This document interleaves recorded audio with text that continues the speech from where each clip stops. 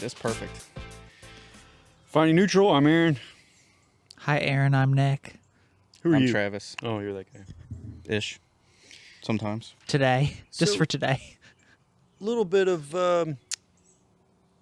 small talk, a little bit of bike small talk. What did you do today, Nicholas? I rode my motor pickle, Travis? which is in the background. I slept. Oh yeah, it's the star of the show today. Well, I think it's only in Travis's show, but Could be. Either way, we'll point to it, gesture at it. It's about that big. you went fishing. And you went fishing? No. What'd you do? Sleeping. Who sleeps? Non-psychotic individuals. Did you know that you can sleep when you're dead? Is that technically called sleep? Because you're not resting. It's very deep. Oh, I promise you're resting In peace. in peace. With worms flying through you. I went to the kart track and I got to see some characters. Eric Schmidt was there. We had him on the podcast before. And the old man still got it. He's moving pretty well. If you had a functional bike, would he have kicked your butt? The thing about Eric Schmidt is, honestly, he's quick. He is. He's straight up quick. And for a few sections of the track, I know I got him. And I found out why he was gapping me. It was because when I wheelied up going down the front straight, I was losing drive. So then after that, if I wanted to stick with him, I just wouldn't wheelie going down the front straight. Well, that's no fun. I know, but I'm trying to stick with him. But what he has is this magical talent where he has like endless endurance, and he can just go out there and cut lap after lap after lap at full pace. And he can be out there. I think he could go for 2 hours straight, honestly. I can go for like 4 laps straight. And then I'm just out of gas and I can't keep up with him anymore. And then he just keeps on hammering out laps. And I'm like, God, how does he do that?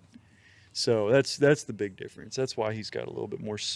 But isn't he Stamina. older than you are? He is. He's 5 years older than me. Yeah. In theory, but in practice, apparently you're older. I guess. You gotta start going to the gym, build some of that endurance up. That's not going to happen. That'll never happen. So, anywho, what else do we want to talk about? Well, you guys went on a trip. Oh, I didn't even realize. Tell us I'm about wearing, your trip. Hold on. I'm wearing all black. Travis is wearing all green. You're wearing black and green. We didn't even plan that out. That just happened. What a happy accident. Okay, Bob Ross. It's almost like we're boring white men. True. Travis and I went on a mountains trip last week, and we did it. We captured the Cheese Man on video and recorded him telling stories. It was honestly like I've been looking forward to that. I really wanted to get down some of his stories and be able to share that with folks because I've always enjoyed what he has to say. And seriously, like we hear these same stories, every year, and every single time he tells them, I still enjoy listening to them. It's like when you're at like daycare or whatever when you're a little kid, or if you're like, you're at, you got all the kids gathered around the fire or something, and you're telling stories of the olden days. It's like that every year you go, and you're just like, everybody sits down and you just like can't wait to hear it. You're like, yes. You're like chomping story at the time. bit to hear the story. And we're like sitting around eating like Cheese Man food, which is basically meat and cheese. That's it. Yeah. And that's pretty much Lunch meat and cheese. The entire diet, the whole week, he provides all the food, Oh, it's horrible. Meat and it's just meat and cheese. That's what That's you're it. eating the entire time. And But, dip. And those amazing oh, pretzel God. things. Dude, no, the bagel chips. Yeah, you with the bagel orange chips dip, with the yep. Whatever the orange dip is, dude. I don't know what it is, but it's delightful. I bet you it's cheese based. Of I'm course. sure it is. You don't get a name like Cheese Man for nothing. And then we not only ate cheese and meats and spoke to Cheese Man, we rode motorcycles. Yeah, that's like a bonus. Yeah, that's whatever. It's part of the job. I thought you guys went on a motorcycle trip. We went on a Cheese Man storytelling trip, and then rode motorcycles in between. And typically the Cheese Man trip, like when you're on there with those guys, it's a bunch of like faster guys that have been. We've been a group together for a long, long time, over a decade at this point. That I've been going. Travis has been going for dang near a decade. And Cheese Man's been going since like The 80s. the 1800s. So Cheese Man knows those roads better than anyone I've ever met in my life. And I've been going down in the Smoky Mountains for 15 years or there's about somewhere around there. And Cheese Man knows the roads better than anybody I've ever met. But we rode with those guys. We stayed in a big cabin. It was like I don't even know how many bedroom, but it was 3 stories built into the side of a mountain. We all just split the cabin. And then Travis and I, when everybody else left, Travis and I went basically across town to a campsite where we camped out of Travis's little mini camper trailer and rode all around the place. We wanted to go check out like what the hurricane damage was like up near what's the name of the town? Asheville. Yeah, near Asheville, but what's the name of the little town? Marshall, North Carolina. We rolled through there where the hurricane damage was, and I don't want to say it was like cool or nothing like that because that's insensitive, but I'm really happy for those people that they're rebuilding the way they are. I was very shocked to see how much progress they had made. They're doing a lot better than I would have imagined, considering what had happened to them. Like essentially, the town of Marshall was swept away by the French Broad River, and I was shocked to see like there was a lot of businesses with the front ends of the business just blown out, but there were businesses that had already rebuilt the front of their store and were already operational again. There was restaurants that were operational. I was like, man, good for those folks. Yep, they were doing the best they can to get everything up and running and get it open. We went to the store and trust. Yeah, the store and trust, it's fully operational now. So You can't even tell that it was literally the gutters high in water. That's how high it was. And it's like nothing ever happened. It was crazy. Like I couldn't believe trust was like it was because I saw a picture of it with the water up to the roof. And then we did a day where we're going to make a video out of it where we rode on the tail of the dragon, and hopefully that turns out okay. And then we rode the scoots around a good bit. When I was riding with the Cheese Man crew, I rode my new 890 SMT, and that bike did really well. So I was pretty pleased with that. Although I need to buy some tires now, so just about everything needs tires now. So we're going to have an expensive month coming up here. I'm going to squeeze as much as I can out of the set that's on my bike. I've got a set hanging on the wall, the previous set I took off, and I'm looking at it and I'm like, You might want to put those back on. these look about like the tires that are on it already. And I took these off. Yep. I don't want to put them back on, but I'm like, man, I got to try to get a little more out of these things. You squeeze every I'm bit gonna of put you can another out of it. $500 set of tires on. I know. It's like every time you turn around. What about you, Nick? Get into anything that week? No, I went on a work trip. To where? Szczecin.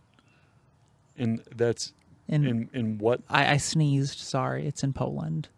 But I did. It was interesting. I had a day where I was able to go to a museum of transportation and industry that they have in that city, and they had like train cars. They had cars, which there's a very good reason why there are no Polish auto manufacturers. Were they like These things Soviet look era cars? real bad. Were they Soviet era? Yes. So they Well, were, they were had commie cars. So that city, it was part of Germany prior to World War II, where they made like nice cars. So it was Prussian. Yes. And then it was, I believe that it's in Pomerania. And so they had real nice cars. Apparently they had typewriters there. And then on the other side, they had all like the Soviet era stuff from both Poland, as well as they had the stuff from like East Germany Yeah, So all that crap. they had like the Wartburgs, they had the Trabants, they had the Dachas. Then they had the FSO cars, so like the Polonaise, which is, I think it was based off of a Fiat. And then of course they had the Polish version of the Lada that Like, they made there as well. How can you make an Italian car worse? Yeah, Build it pretty in much. Poland? And apparently they also Soviet era Poland? that factory towards the end they built Daewoo's. That's kind of shocking. All right. But yeah, it was really neat to go there and see. And they also had motorcycles, of course. Yeah, they probably had MZs. WSK. WSK. Don't know. That's the big Polish brand, I think, because one of my coworkers there who rides motorcycles, I want to say he has 2 or 3 of them that he's restored. That's pretty cool. But yeah, it was pretty neat. And what? I'm thinking Slovakian Jawas.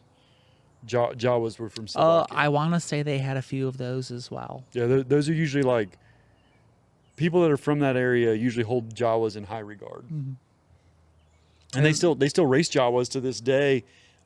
Speedway bikes. They're based on Jawas. They're wild. They're like 500 cc, and they make more power than they have any right making. But I mean, I went there, and I want to say it was like 80 degrees when I left here. And when I got there, I got to Berlin, and then it was like 45 degrees and rain. I'm like, what the hell is going on? I didn't bring clothes for this. Yeah. Yeah, that's how it goes over there. It's like the second coming of winter because I was there the exact same week 3 years ago, and it was beautiful. And this time it was just crap. Their weather is a lot like ours, but in terms of like how it can sway ridiculously from like one week to another, Especially they this got a time lot of year. that too. But no, it's great. Love Poland. Love the Polish people. So getting on to the topic of today's podcast, It's a good one. Nick wanted me to come up with something off the top of my head about where I found inspiration, but honestly, nothing's coming to me, so I'm just going to blame Nick on that. You didn't find inspiration in the wallpaper museum in Lithuania? No. So I'm just going to go forward with it. There was an old 80s movie starring Richard Pryor, and I'm probably the only one that remembers it, but it was called Brewster's Millions.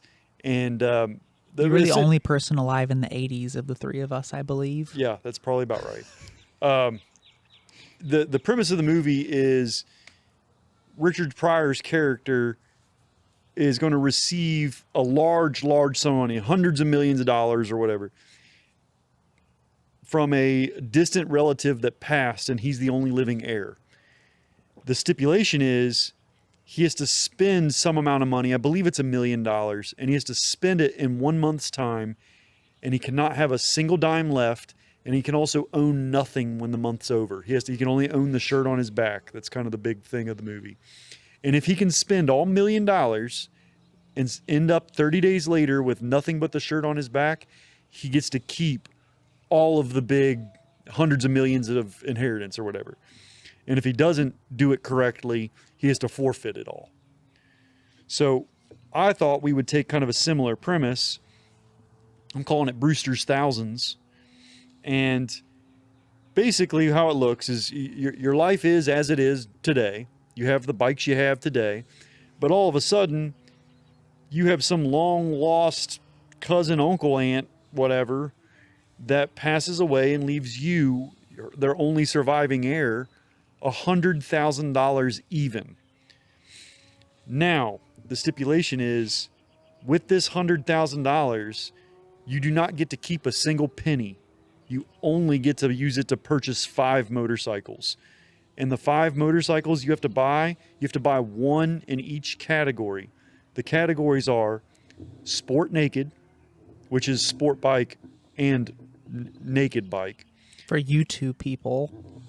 Then there's Adventure/Touring. And this is going to be what you think it is as far as adventure bikes go. But then the other side, the touring side, could be like Yamaha Tracers, which is kind of like an adventure bike, but has 17-inch wheels and stuff that really makes it not off-road. But it's kind of anything along those lines. You could even include like sport tour motorcycles in that same category. Third category is Cruiser/Tour. And what I mean by that is cruisers like a classic American V-twin cruiser, or you could consider that like a true touring bike, like a Goldwing. And then, Well, I didn't interpret that properly. I'm telling you that now. well, then you're just going to face the consequences. The fourth category is dirt or / dual sport, and that's exactly what you think it is. And then the final category encompasses quite a few motorcycles, but it's retro, classic, standard motorcycles, and scooters.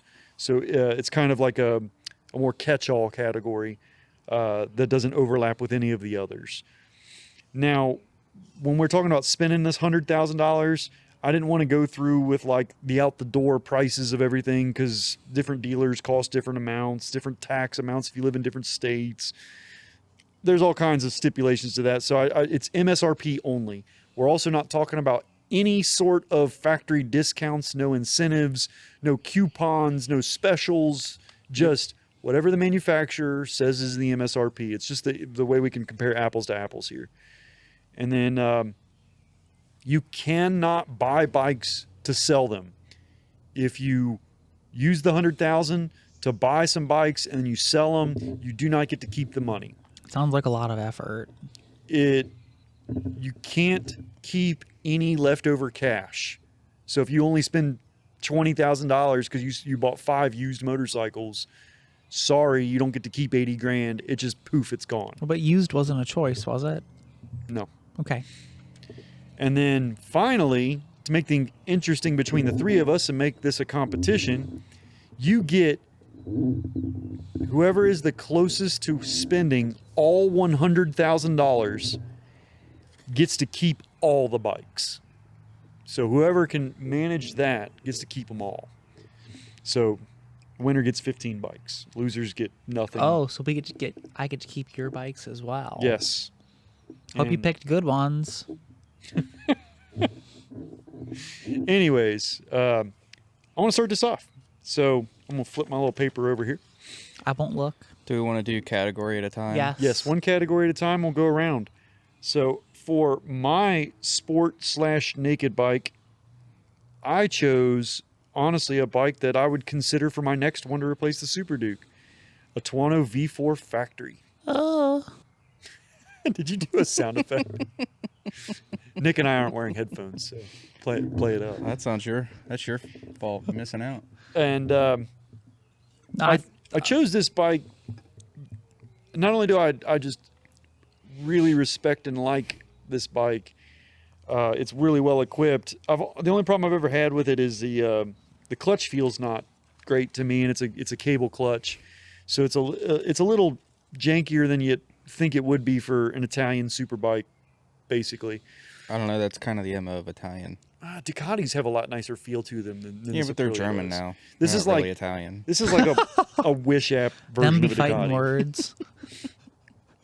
But yeah, the V4 makes an incredible noise. The bike is well established, well known for being a top performer. But Italian reliability. I care less about that, honestly. And in the recent years, the V4 is actually pretty solid. So it's a pretty good performer. But We'll have to taste one at the demo day that's upcoming here in July. Aparilla's doing a demo? Did you not see the group chat? No. Danger Dustin responded to the group chat, Oh. which is rare.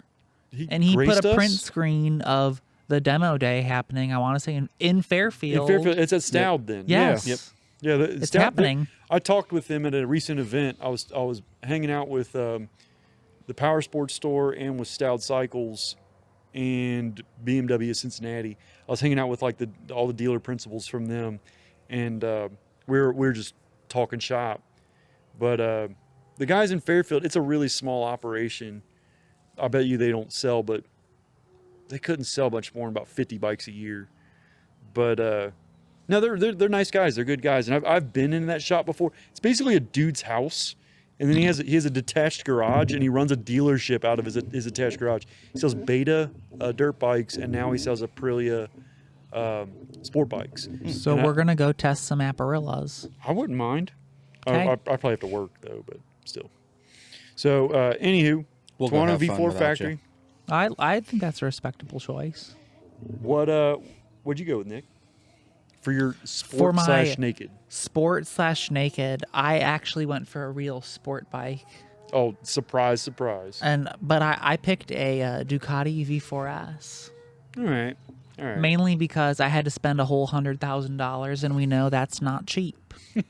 So for the princely sum of $33,895, you can get that.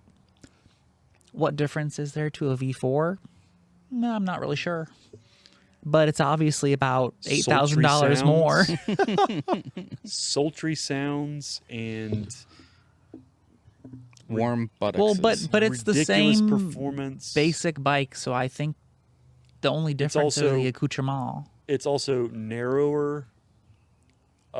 It's going to have a technically higher center of gravity. It's going to change the handling dynamics. Then a V4?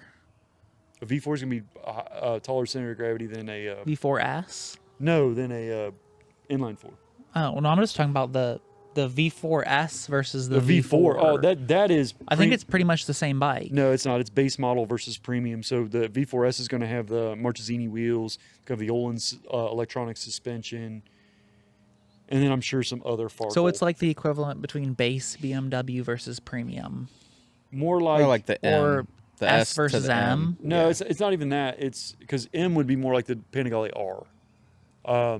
Well, but they've got like the M package. Yeah, I was gonna say like BMW S1000RR base or BMW S1000RR M package, but not M1000RR. Okay, I see. So that's what you're choosing. The V4S just has the electronic suspension, the full Öhlins, and the Marchesini wheels, and then I'm sure some other doodads, but those are the main And things. honestly, I just picked that over like an S1000 because Price it seems tag? like a novelty. Yeah, I would say it's a good novelty. I mean, is it better? Is it worse? I Well, it's think certainly that better. everything that I've seen between It's Italian. S1000 and V4 is it's pretty much pick one. Mm-hmm. They're almost the same. If we're being serious, us mere mortals, it doesn't matter. These things perform Correct. at such a level. It just you could buy a Ninja ZX10, have the same basic experience on it. What you get from the exotics, like the Ducati, is literally just being able to say you own a Ducati. That's one of the ups that you have instead of buying like a Kawasaki ZX10. You get to say I own a Ducati, and it's better than saying I own a Kawasaki. No, it's not. Kawasaki's for the plebs. Well, Kawasaki's are green. That is correct. Okay, Travis. I picked the Speed Triple 1200 RS. Oh. Is that the boo? No. Boo. Boo. There you go. That's it. Speed Triple 1200 RS. The RS. The newest Yep. version. But that's I'm not assuming. that's Yes. not the one that looks kind of like retro. That's the one that looks basically like Yeah, a like what street he- triple. Looks like Well, mine. okay. Looks what like he my has. Street Triple, but Yep. it's the 1200. So it has the single-sided swing arm, but then it also now has the electronic suspension. I think they Yep. upped the horsepower to 180. Yes. And 180 from 160 ish. They made it sharper. They made it lighter. I think they made it lighter. That bike weighs like 430, something like that. That's impressive. It's crazy Yeah, how light that bike that's is. light. It has a better electronics package, independent control of everything. Like you can turn wheelie control up and down. You can intentionally set it at a height. Like, you want height 3 You can pick or a number. whatever. And it will let you float a wheelie that high. Oh, okay. That's what you mean. Like how much lift, how much Yeah. front wheel lift Mm-hmm. you can set it at. Pretty cool. Something that I don't think they've ever done up until this point. But that bike goes for a cool 23,210. Not terrible. I have the cheapest one on the list, And it's an out of Aprilia. those. And it's an Aprilia is like. What's funny about Aprilia is They're pretty good value. they're not actually like, they're actually No, not it's crazy not an priced, exotic I agree. price. I agree. but they do offer some like extremely exclusive models, which I'm fine with. They had one a little while back, just like 2 or 3 years ago. It was an RSV4, but it was like a track only edition, and it was like $85,000. Oh, Jesus. It was, but I mean, it was, dude, it was slick. It was like And- the Ducati for Lamborghini. Yeah. It was everything on it was very much track focused, and it's to a point that while I don't think it was like world superbike level, I definitely think it was like BSB, Moto America superbike level. Like it was that level of bike that you could buy off the shelf. Yep. And for it to not be six figures plus is kind of incredible, honestly. Like if you know what goes into building a superbike, for 85 grand, it's technically a bargain. So they do build some ultra exclusive models, but most of their like regular models are very reasonably priced for what you're getting. I mean, I want to say when I was shopping, an RSV4 was around 25. That's correct. Yeah. But you could get one that was like brand new, but 2 years old because the inventory didn't move for like $4,000 off. Aprilias are like that too. Like, don't ever have to worry about when you buy a new Aprilia paying full price, because you can get last year's model for an excellent deal. Last year's model. Sometimes you can get 2 and 3 year old brand new leftovers sitting on showroom floors for huge discounts. So I've seen it many a times with the Aprilias. All right, so we got Panigale V4S, Aprilia Tuono factory, and a Speed Triple 1200 RS for the Sport Naked category. Moving on, the Adventure/Tour, which is this to clarify a bit, Adventure/Sport Tour. We'll go with that. And what I chose, because I like tall tours, I like 17-inch wheels, I like sporting performance around curvy roads, I went Multistrada V4 RS. You didn't get the Pikes Peak edition? The RS is one notch above. Oh, is it? Yes. It takes the Pikes Peak, which has the normal Multistrada engine, which is 170 horsepower, and it swaps that sucker out for the Panigale engine. Oh, okay. So now you get the Vroom. full 208 or whatever it is, and you get carbon wheels, carbon everything. It's like a Panigale SP2, but a Multistrada version. So you're gonna ADV with your carbon wheels. It's not meant for off-road at all. Okay. No off-road. It's on-road only. So you interpreted this as being more touring. Yes, I'm going more Okay. sport tour in this Okay. category. But so yeah, it's a wicked freaking bike. The fuel tank capacity has always been a problem with the Multistrada, and it's not. I shouldn't say the fuel tank capacity. The capacity's fine. The consumption is the issue. And it's like, I don't care how many gallons you carry, you're gonna blow through it because the thing just drinks gas and guzzles it. Yep. But I think on a Multistrada V4 RS with the 17-inch wheels and all that performance, like it has enough performance that like you can't just do track days. You can like win track days. Like this thing is like badass. So how much does it cost? $37,995. Ooh. It is just a value. That's like a car. I mean, that is just... That's the only thing that's a better value is a Harley. So that's my pick for this category. What about you, Nick? Well, for this category, I went more towards the ADV area, and I will specifically say that this was the last one that I picked, so I had budgetary constraints. So I picked a BMW F900 GS, specifically in passion green with the Enduro package, cruise control, and the low windscreen. So why... Now, the new F900 is like kind of a big hitter in the middleweight category. And that's kind of what I thought. I'm like, well, all of the other bikes I feel like are heavyweights.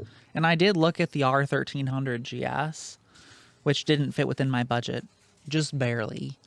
But I don't know. I mean, I love my 600. I like middleweight bikes. They're fun. They're light. They're throwable. Well, see, previously the F bikes from BMW were a little sleepy, and they were like 600s, 650s, weren't they? No, they were 800s. They were big. They just 800s, and it was just very boring. Did they have an 850 and then a 900? They were just sleepy. The performance wasn't grand, and They were very conservative. They were good bikes, though. They were really good bikes and great bikes for travel. Honestly, like out of a travel bike, you do kind of want sleepy and unexciting, because then it doesn't give you any trouble out on the road. It just kind of just does whatever you ask of it, and it doesn't complain. This And one looked very engaging. the new F900, they went ahead and they made it like a lot more exciting, because the Aprilia Touareg 660 exists, the KTM 890 Adventure exists, the Yamaha Tenere 700 exists, and these bikes are doing really well sales wise. So BMW had to answer back, and they answered back with this new. They basically took an F bike, and they made the motor a little spicier, but most importantly, they put it on a diet. Mm. And then they gave it like real robust suspension, and they gave it 21-inch front and 18-inch rear, which that's a real big key thing in the ADV world right now. So it's got like real off-road chops. And That's what I figured. It looked like it could do some actual ADV things, which is what, of the selection, that's what this would specifically be for. Of And their it was a lineup, total yeah. of $18,911 MSRP, which I think the base model was like 14 and a half. Yeah, Yeah. you can't buy base models. yeah, though. yeah, baseball Yeah, BMW. this does was the exist. I picked the one from the picture, the as pictured. That's the trouble. Like when I go to value a used BMW that's being traded in, I understand. I've bought a BMW before, and I bought a brand new BMW before. I know how it is. There's the base model price on my S1000 that I had a long time ago. I had a brand new 2012. The base price was like 15 or 15.5 or something like that. Mine was like 17.8 or something like that when I got it, because it had the premium package, and it also had the BMW livery. So Yeah. it's crazy, like, but that's how BMWs are. It comes with this package and that package and whatever package. The base model doesn't price that, but then after you do all those packages, it comes together. But what makes it bad for me when I price a used one is the bank doesn't care about the packages. They just care about Yep. the base price. Well, yeah, and it's like that one right there. I would call that the standard base BMW S1000RR. It's the standard color with the premium package, Yep. and that's it.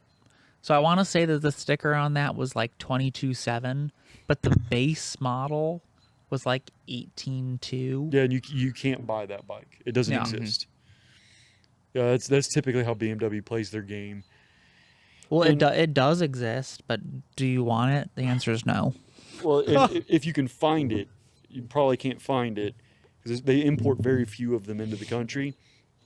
And then When I was shopping leftovers, those were the ones that were left. really, Yeah. but what's wild is, so any other bank won't finance that crap because of loan to value ratios, unless you got like excellent credit. And let me tell you, not every motorcyclist has excellent credit. But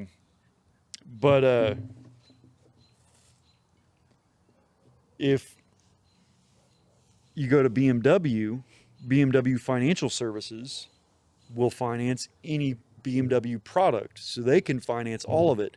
And what they're doing with all this package crap and inflating the price of the bike with these packages is they're ensuring that they're locking their customers into their financing. Yep. So like if you want to go trade that bike in somewhere else, anywhere else won't give you, like, your bike was 22, and for trade value you might be like, hey, I would trade this thing in right now if they'll give me 18.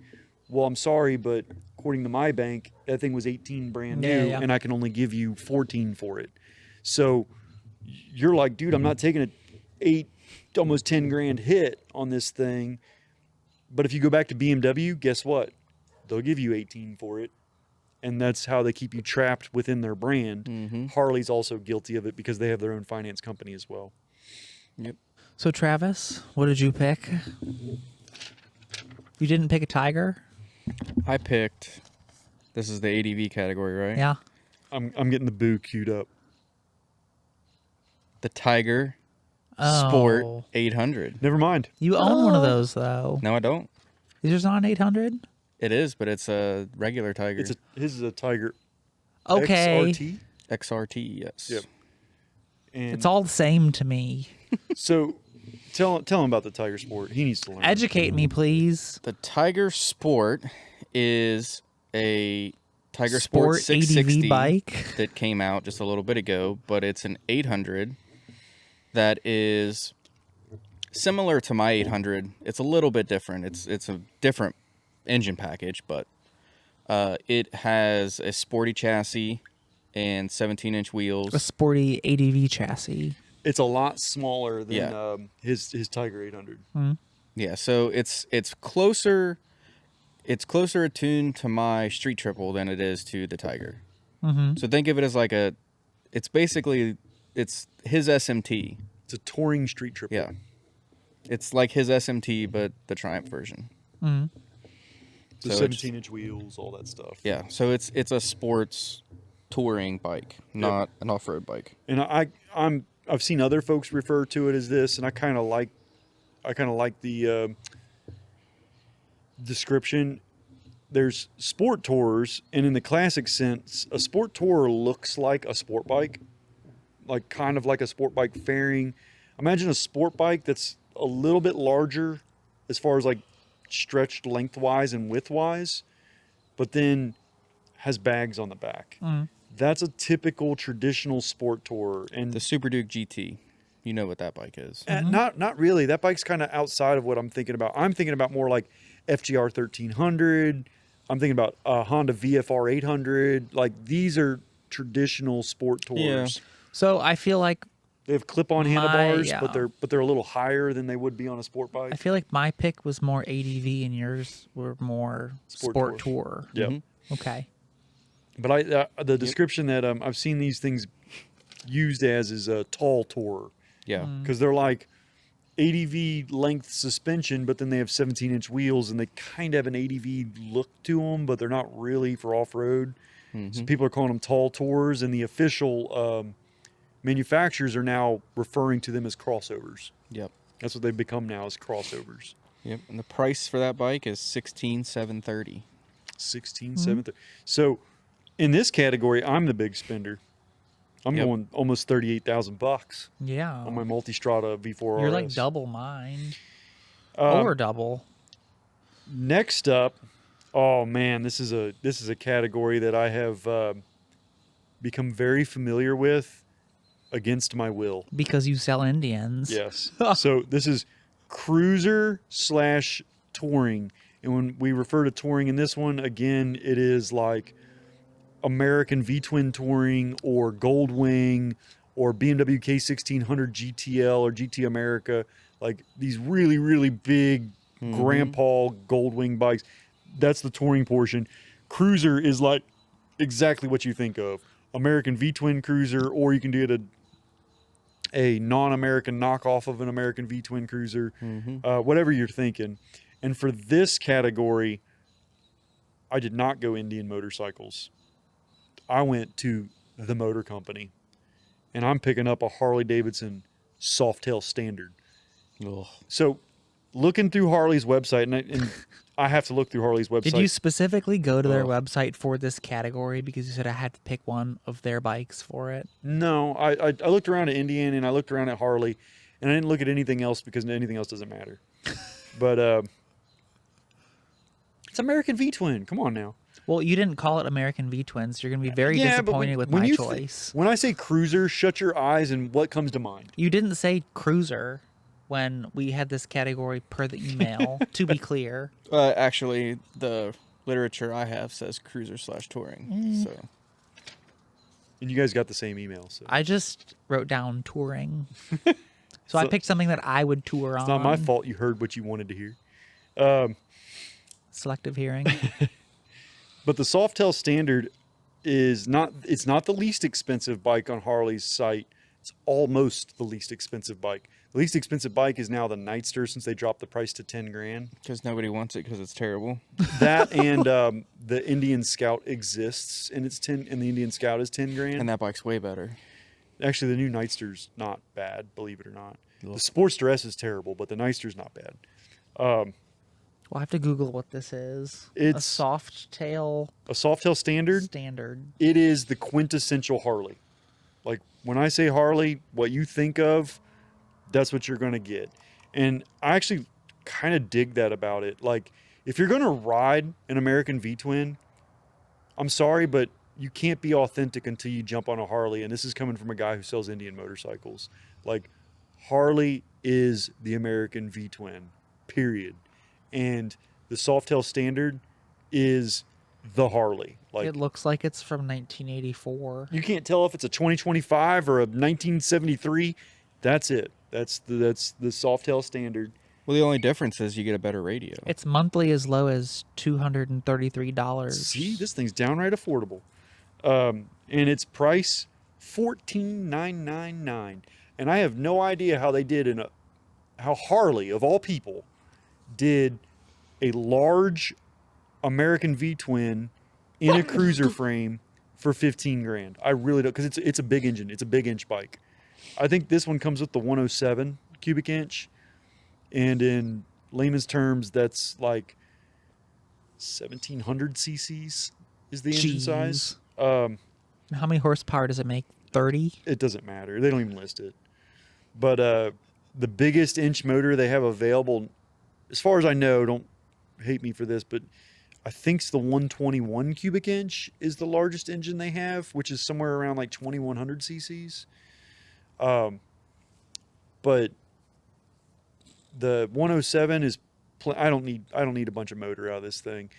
I just want Harley noises, and for it to look like a Harley and act like a Harley and shake when I start it up. I want it to be that experience. What was the displacement on the Buell?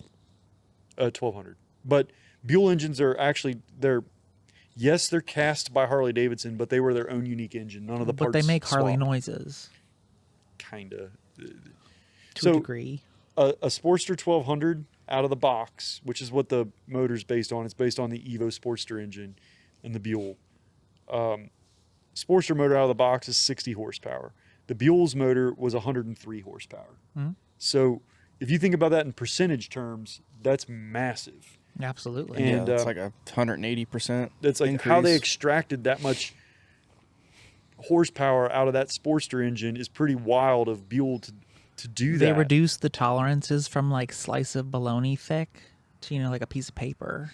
And they didn't even do that high of compression. Like it's pretty impressive. But they don't even use the Sportster 1200 engine. They more use the 883 engine, which was 50 horsepower. And then they don't just big bore it. They actually give it its own unique crank, and they do a few other things. Like I said, none of the parts from the Buell Thunderbolt engine swaps over to an Evo Harley Sportster engine. None of the parts do, so It's not even the same motor. But anywho, Nicholas, So, cruiser / since touring bike. I picked ADV for the last category, I picked more what I would consider to be touring for this category. Okay. Which my touring bike that I selected was a It doesn't matter. You're not going to win this. BMW M1000 XR. Boo. Because I consider that to be a touring bike. Because guess what? You can put cases on it. You can tour.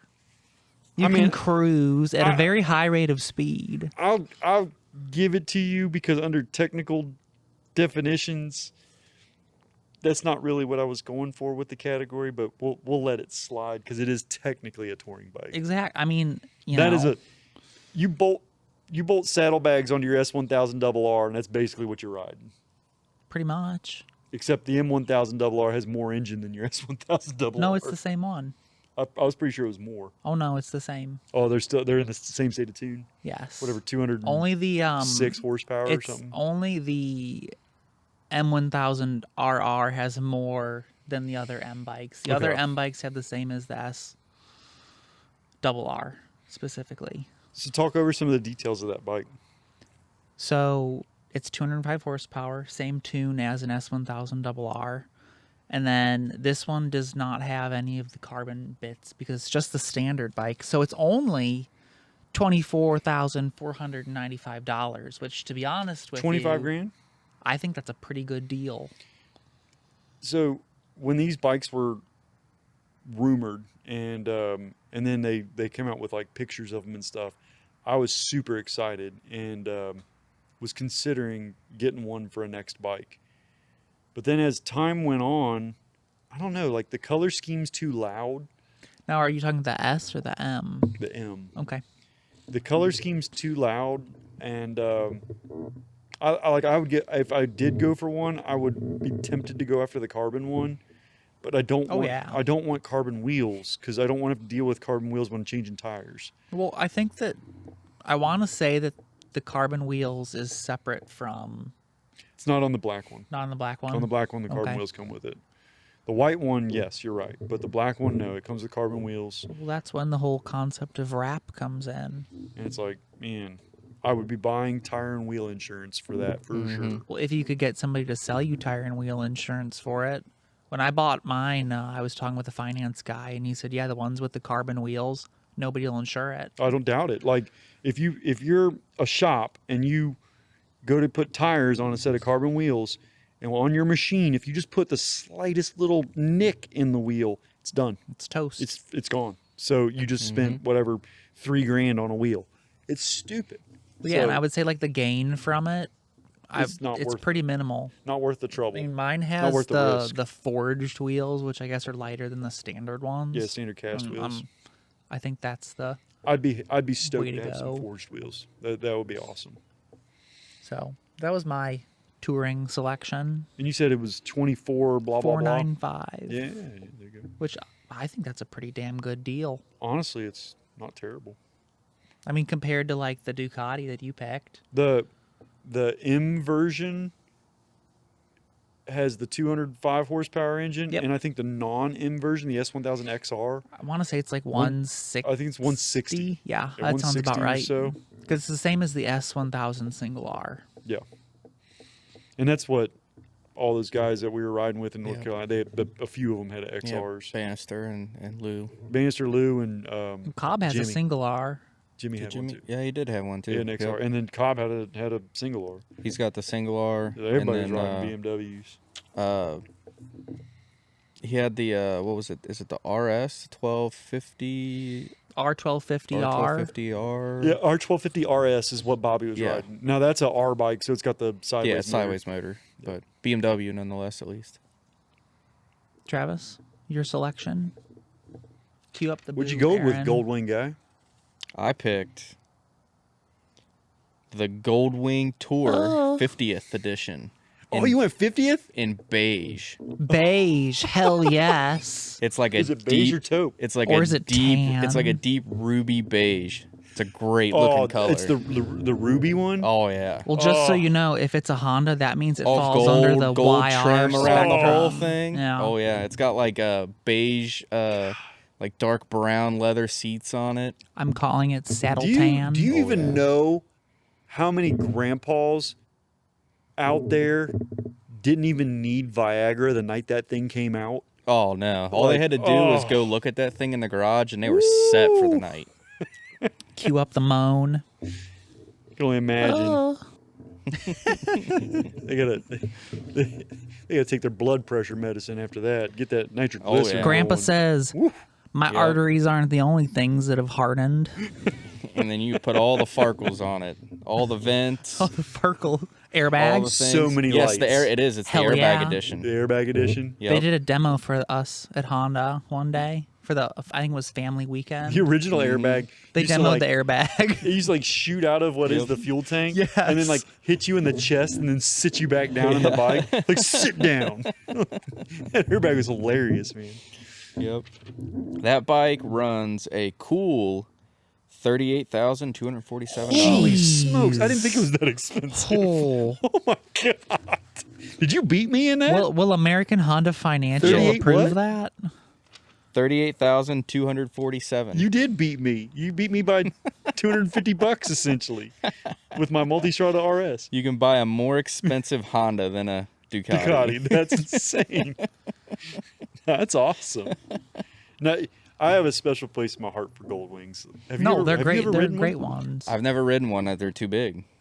You ever ridden one?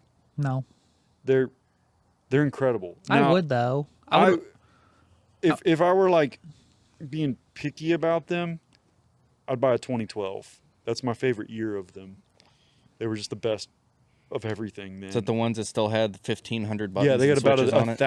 1,050 buttons. I for would sure. like to ride one with a DCT just to feel what it's like. I rode the DCT. Now, back when the DCT came out, I rode the Goldwing that had the DCT. I think it's a 2018 was the first year for DCT. Oh yeah, speaking of that, this was the DCT model, and then I added the shifter for the DCT.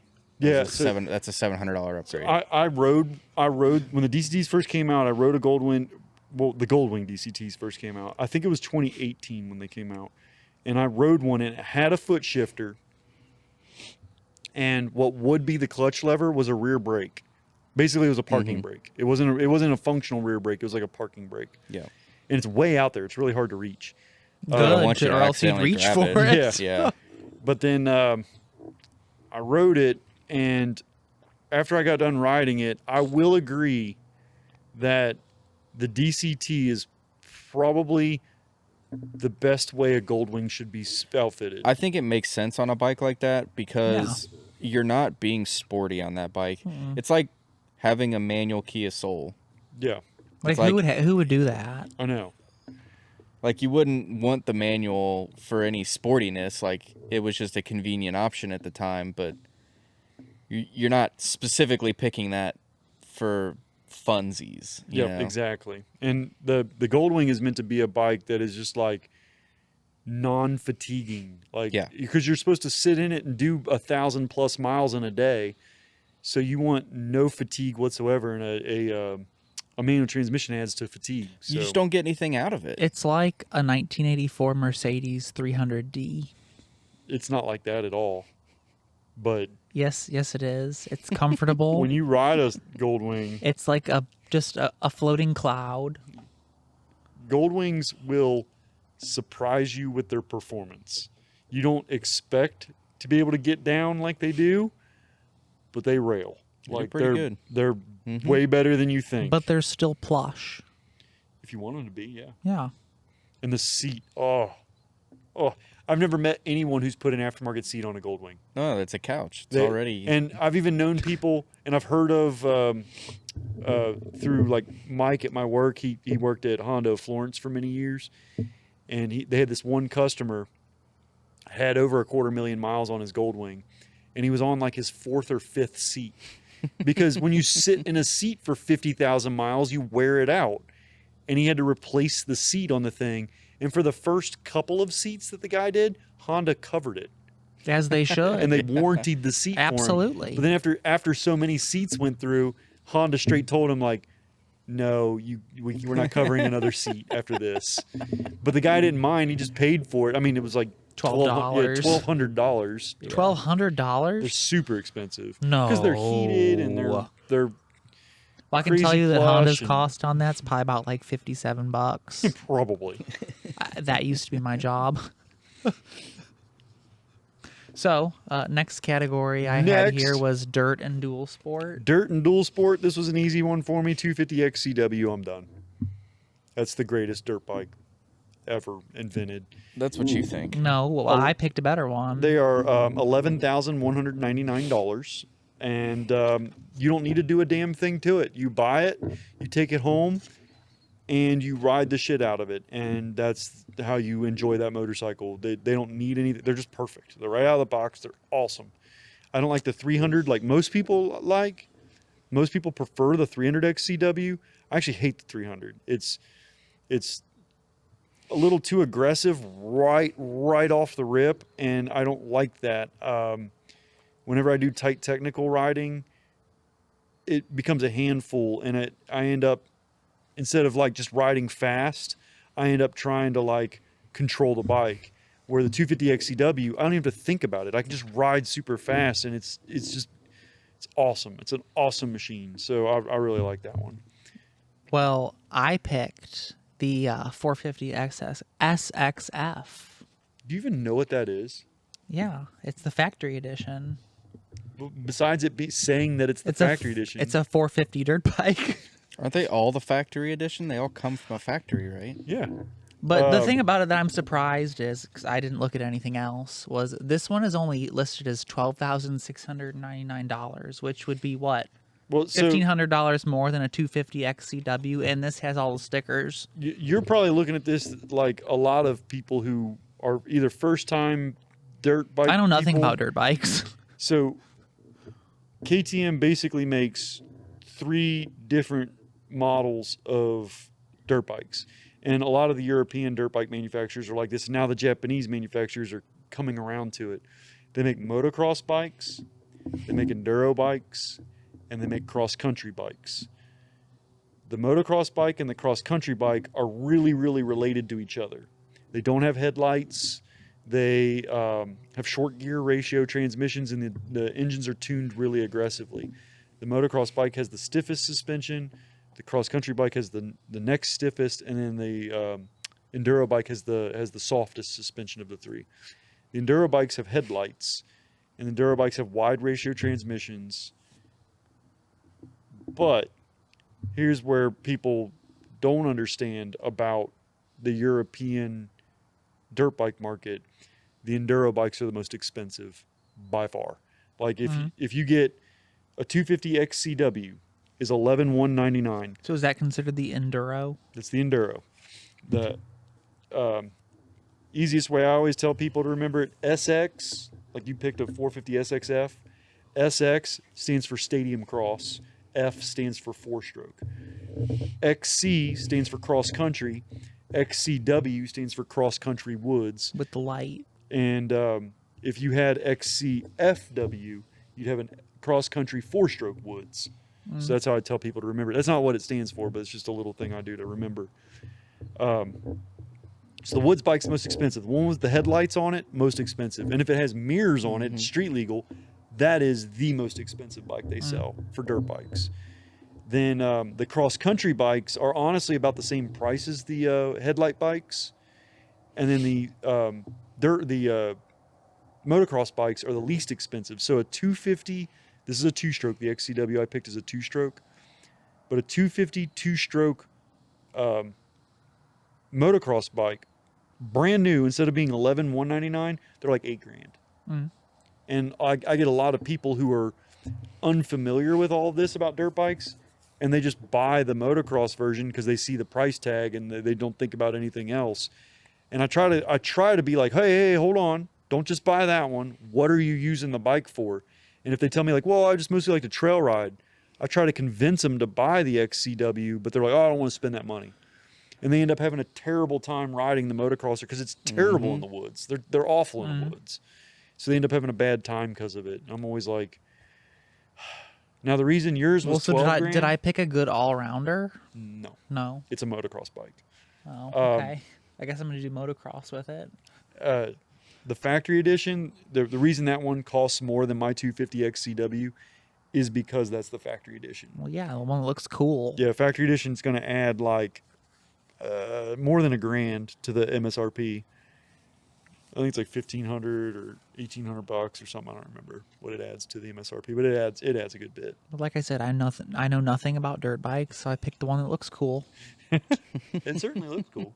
Absolutely. Got the Red Bull graphics on there. Hell yeah.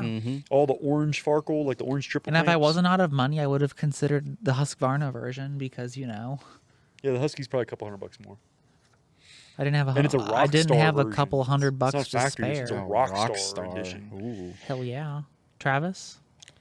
I picked. Don't even tell me the Honda CRF 250F. Please tell me it's the Triumph, the new dirt bike. TF 450E Triumph. Hell Oh, yeah. Jesus. I knew you Where's would. the boo button? I knew you would. Good. Except I'm God. kind of disappointed that for the touring one, you I didn't didn't know that pick was a, out. To be like totally honest, a it's rocket. just released. The 450 Enduro. It's all just come out. What? How much they want for it? It Only 11 is for it? a paltry 11,590. Yep. I mean, it's on point price wise. Yeah. It's a, I'd buy one. I'd probably buy the 250 over the yeah, 450. you wouldn't want the 450. 450's But ridiculous. Aren't they all 450 too tall for you? 450 costs more. Yeah.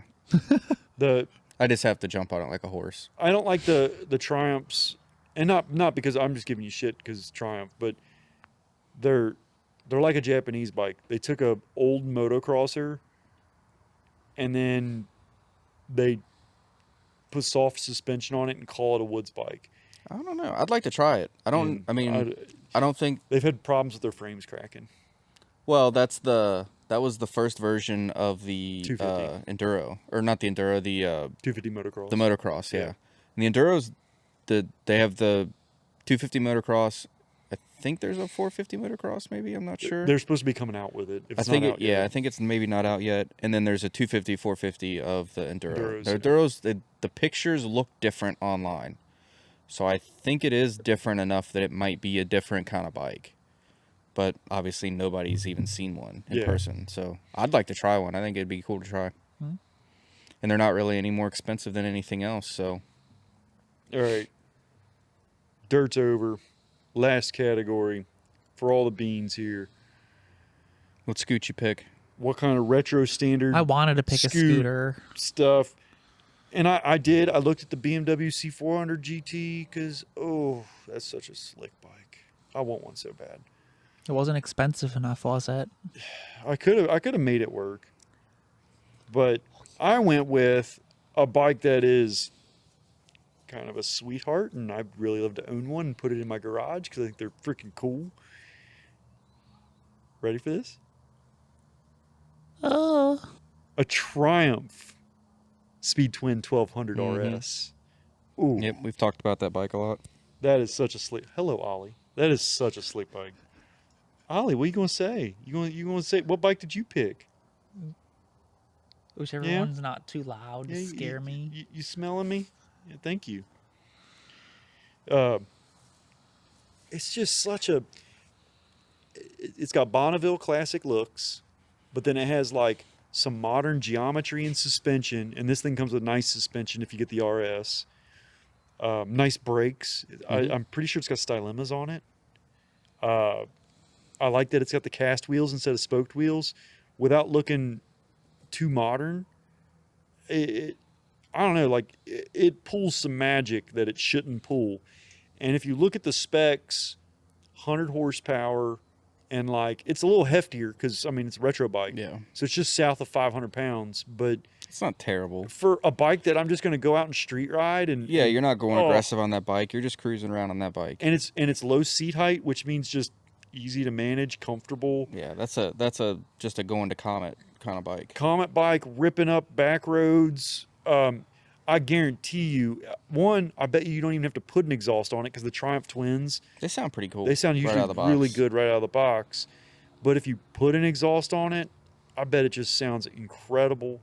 So I think it'd be a really just cool bike to wear a bomber jacket on Mm-hmm. and go looking cool around town, or putting your actual sporting gear on and going out for like an actual rip on the thing because I think it can rip. I think it's a slick bike. 15,995 for that Speed Twin RS, which I do think is a little much for what the bike is and the way I'm going to use it, but it is a slick bike and it looks good. Yeah. I wish you could get the RS in not the RS colors. I prefer the base model colors, but the RS package. If I could get that, that would be Yeah. perfect. But you can only get the RS in one color, and I'd rather have the stuff it comes with than have the color. So, did you pick it? You pick out something? I did. What'd you get? I picked out something that has fascinated me for a long time, and it is a Yamaha XSR 900. Okay. I like the way they look. I think it's a very neat looking retro kind of styling bike. And honestly, I could see that as being something that I would actually own. The interesting thing about the XSR is it's straight up an MT-09. So you're getting this modern bike. They just dress it up to look retro. Again, it looks great. And so a lot of true retro bikes basically are designs from the 70s and they don't work out very well. It's very rare that you get a bike that like has modern performance and retro looks, and the XSR And it's pulls it only off. $10,599. It is a very fair It's a price. great price Yeah, for I what think- it is. I think you get a lot of bike for the money. Absolutely. Yamaha has the best quick shifter on the planet.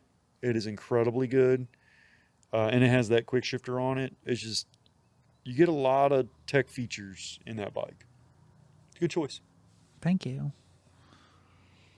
I And to round went it out here. What'd you do, Travis? for a little bit of a different kind of bike, sort of. It kind of touts the Ooh. line on retro. Mm. It is kind of retro, but it's not really a retro bike. But What Triumph did you pick? I picked the Trident 660 You didn't Tribute. pick a so how many edition. Triumphs on your list? All of them except the Goldwing. Well- That's just because they well, don't sell a touring You bike. could, I think you could have put a You were rocket. trying for that, yeah. weren't you? I tried the Rocket, but I'm just like, man, they're never gonna believe that I'd really buy a Rocket. Yeah, So guys, just an awful motorcycle. I'm glad you didn't put Rocket on there. I'd have called you out on that. Now for cruiser / touring, you could have picked Bonneville. Bonneville fits in the cruiser section. yeah, but I just don't really like it. I don't either. I'm not No, it's not. I good- tried to it's just not I was good. tempted to it do rides the good. yeah. Like straight it rides up. way better They, than they, the they ride others. they ride better than they have any right doing so, but Yeah. I'm not Just- into it. It's not for me. No. Yeah, but it was just too. It was a little bit too much. It kind of crossed over into the retro category Yeah, a bit, that's the problem with and the I was the like, Bonneville. that kind of. And I tried to pick everything so 'Cause you that could also do the Bonneville Bobber, yeah. and that is a terrible motorcycle. I They don't ride like those at they all. ride really bad. So I was like, well, I wanted to make sure every bike was like separated in its category enough that the use cases didn't overlap too Yep. bad. So, and the Tribute 660 edition is 10159 Okay, okay. with So we got a couple of the nice Speed sparkles Twin on it. 1200. We got an XSR, and we got your Trident, which So is totals. it's a little bit of a stretch. So I'm gonna reread this. The closest to spending all $100,000 out of our bike picks gets to keep all 15 motorcycles. Yep. My total of all 5 motorcycles,